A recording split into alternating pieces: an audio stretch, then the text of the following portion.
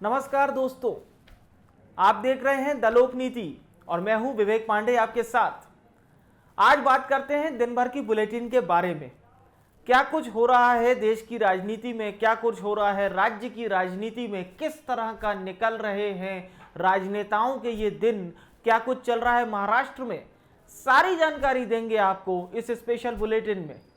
तो आज की शुरुआत करते हैं सबसे पहले खबर मध्य प्रदेश की। मध्य प्रदेश के मुख्यमंत्री कमलनाथ ने प्रदेश में 1 लाख नई नौकरियां देने का वायदा किया है।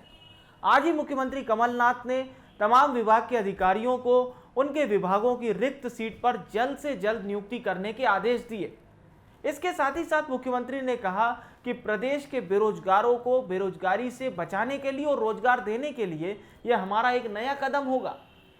आने वाले दिनों में इसके नतीजे साफ तौर पर दिखाई देंगे। बहरहाल आगे भविष्य ही बताएगा कि प्रदेश के छात्रों का भविष्य कमलनाथ सरकार किस तरीके से संयोजित और सुरक्षित करती है। बढ़ते हैं अगली खबर की तरफ। अगली खबर भी प्रदेश से जुड़ी हुई है। ग्वालियर घराने के श्रीमंत ज्योतिरादित्य सिंधिया इस समय चर्चा में हैं।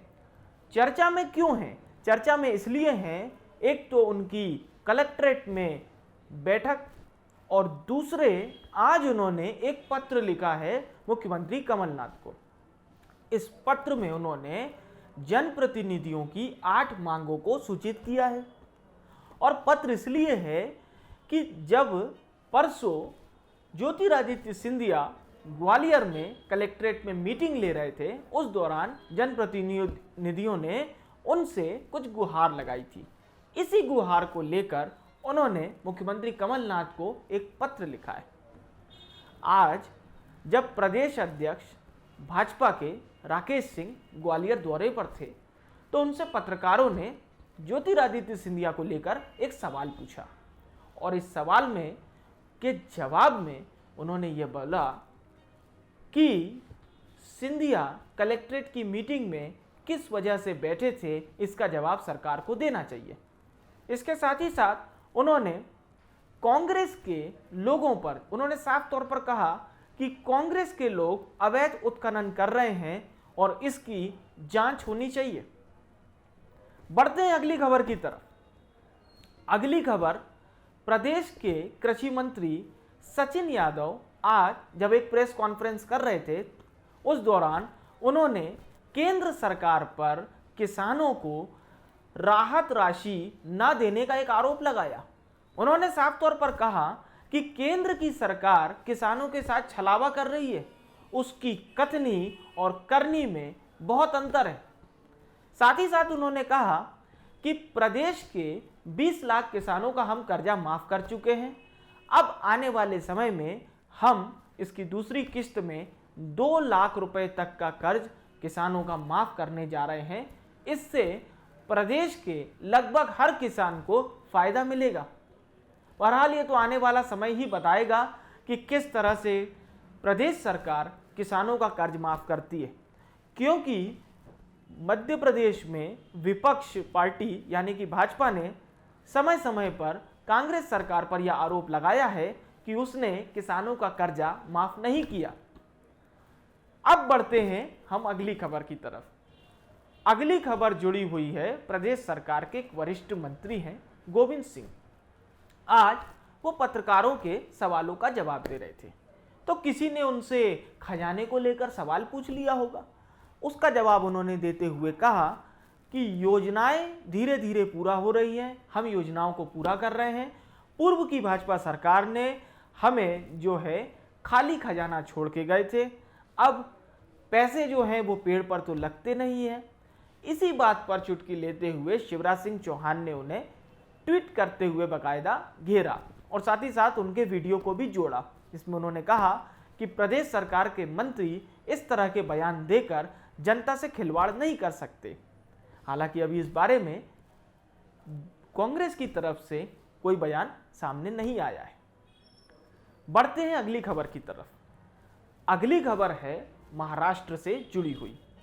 आज जब उद्धव ठाकरे मातोश्री में अपने शिवसेना के विधायकों को संबोधित कर रहे थे तो उन्होंने साफ तौर पर कहा कि आने वाला सीएम तो शिवसेना का ही होगा। इसके साथ ही साथ विधायकों ने भी साफ तौर पर यह कहा कि शिवसेना का सीएम होना चाहिए और यह सीएम उद्धव ठाकरे ही होंगे। यानी कि सब एक सुर में उद्धव ठाकरे को महाराष्ट्र का सीएम मान चुके हैं। तो यह माना जा सकता है कि जब 3 पार्टियों की मिलजुल कर सरकार बनेगी महाराष्ट्र में, हालांकि अभी उसका बनना कितना साफ है, कितना क्लियर है, इसमें भी हम चर्चा करेंगे, तो शिवसेना का ही मुख्यमंत्री होगा।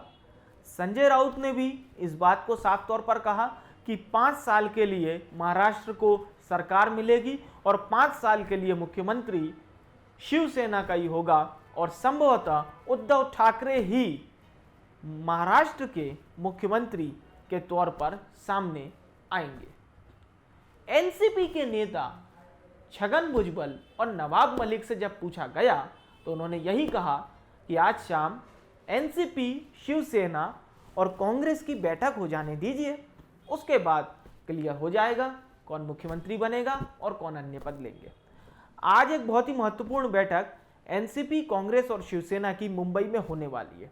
इस बैठक को निर्णायक इसलिए भी माना जा रहा है क्योंकि इसी से अभी आने वाले समय में सरकार बनने का रास्ता साफ हो पाएगा।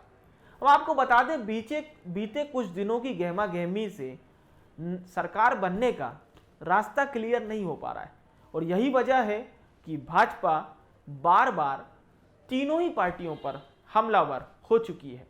लेकिन शिवसेना, एनसीपी और कांग्रेस तीनों ही पार्टियों को यह भरोसा है कि वे मिलजुल कर सरकार बना लेंगी।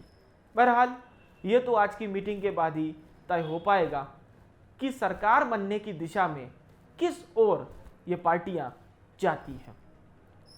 तो ये था हमारा बुलेटिन न्यूज़। इस वीडियो को यहीं पर समाप्त करते हैं। हमारे अन्य वीडियो देखने के लिए सब्सक्राइब करिए हमारा चैनल, इस वीडियो को लाइक करिए, शेयर करिए और कमेंट बॉक्स में लिखकर अवश्य बताइए कि आपको हमारा ये वीडियो कैसा लगा। तब तक के लिए मुझे यानी विवेक पांडे को दीजिए इजाज़त और खबरों में बने रहने के लिए हमेशा देखते रहिए द लोक नीति। आपका बहुत बहुत धन्यवाद। नमस्कार।